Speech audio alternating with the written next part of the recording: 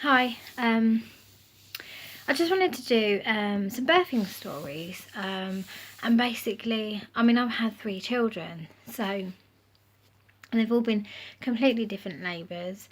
I start with my first one. Um, I was pregnant with my little girl, and who is now 6, nearly 7. I can't believe it. The pregnancy was pretty hard. I had kidney stones at 34 weeks. I actually thought I was in labour. The pain was horrendous. And I went in, with this pain. And I had been bleeding blood. So I thought, oh my God. Not bleeding blood, sorry, weeing blood. Beg your pardon. And anyway, after being admitted to hospital with it, they tried to send me away with this big carton and say, if you could collect a litre of this blood-stained urine. I couldn't do it, obviously. And then when I was in hospital, the pain was so severe, they had me on these strips, the heart monitor. And then I said, well, I need to go for a wee. So I went in to have a wee, and the pain when I was having a wee was horrendous, literally. And then suddenly, it reached a right peak, and then suddenly it stopped, and the pain went away, and I felt absolutely fine. And and I couldn't believe it. Anyway, I'd passed a kidney stone. I couldn't believe it. So that was that. And then obviously I really suffered fatigue with that. But the good thing was I had cravings for fruit, very healthy things, carrot sticks, and my biggest craving, really weirdly, was ice cubes. I absolutely loved it. 4 o'clock in the morning, because my husband worked different shifts. So when he was like on a early morning shift, I'd be up at 4 o'clock with him eating ice cubes. It was mental. Then I'd fill it up again, leave it sort of half an hour, 40 minutes, and I'd be eating some more. I mean, they wouldn't be fully frozen, but they were enough to crave my sort of craving. Anyway, that was that, and I didn't really have any major issues. I just felt really tired and really like I had no energy, exhausted, which was hard. I think it was due to because I had just married my husband, who was in the RAF, and I'd moved from my house all the way in West Sussex to all the way to Oxford. And I didn't know anyone. It was my first pregnancy, and it was really alienated, and I felt really, really, really. I just didn't like it. And I felt lonely and down. And then obviously I had my little girl. And although she kept me busy, I think I got a little bit of postnatal depression, a little bit there. And although I suddenly started, I made a few little friends on there, and I still talk to the ladies now. And that was that. And then obviously I had my daughter. Now I was 2 weeks overdue. And I actually didn't know, but I was in labour, and I was booked in. I had a massive fiasco. I was due to be booked in to be induced. I went in, and because there was other emergencies, they couldn't do me, so I got sent home. Little did I know, I went home and I was completely knackered, and I slept the whole night.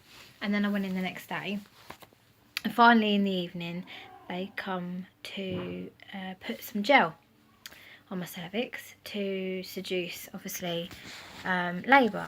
And then when they went to go and do that, they said, oh, Mr. Kent, we can't do it because you're actually 3 centimetres dilated. So I was already in labour, but really slow established labour. But because it'd been going on, I was getting tired, they decided to then break my waters. And as soon as they did that, my God, the pain was immense. Because it's not natural labour, it's in induced labour, the pain is just, it's like false pain, but not, that makes sense. And oh my God, I couldn't handle it, so I had an epidural, which was an experience in itself, but it did take the pain away. Slowed it down a lot more though, so I was put on a drip. And eventually it come to me being dilated, and I had a lot of trouble. And then when my daughter's head was crowning, it was stuck. Basically, it was too pointed down, so they then had to use a forceps to get underneath and pop her head out. That was horrendous, and I mean horrendous pain. I actually felt that even though I'd had an epidural. So they were basically getting all the team in ready to get me down for a cesarean. I was adamant I will not have a cesarean. I'm not going to have a cesarean. Adamant I was going to. Anyway, they did the forceps and they managed to get her out. But the coil was around her neck. She needed a bit of oxygen, and it was all a bit of a tense minute. And for your first time, I was a bit like, oh my god. But all worked out well. I had a tear from obviously my vagina to my bottom. So I had 7 stitches there, and I also had 4 stitches inside from the forceps. And I also had horrendous monster hemorrhoids, piles, whatever you want to call them, 4. So for a fair few days I was sitting on a donut and having shares in Anusol. It was pretty grim. And my bleeding was quite bad. I suffer quite bad periods anyway, so my bleeding was a bit poo anyway. But and I also, when I got home the next day, I felt very unwell because it was all from the anaesthetic and the epidural. It caught up with me and I felt very sick and very horrible. Other than that, I healed well and all was well. Just I was very down, and as I say, I had a postnatal depression a little bit, and being away from my mum and dad and my friends, and on a military base, I felt very isolated. I didn't really know anyone.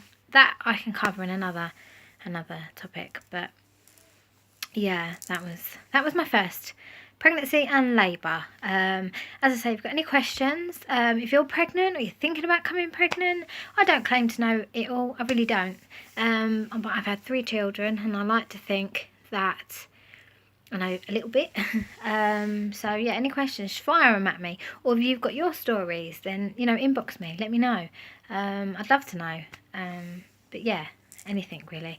So I will say bye for now, and I will back in part 2 on my second labour of my little boy, Bradley. So I'll speak soon, ladies. Love to all, and take care.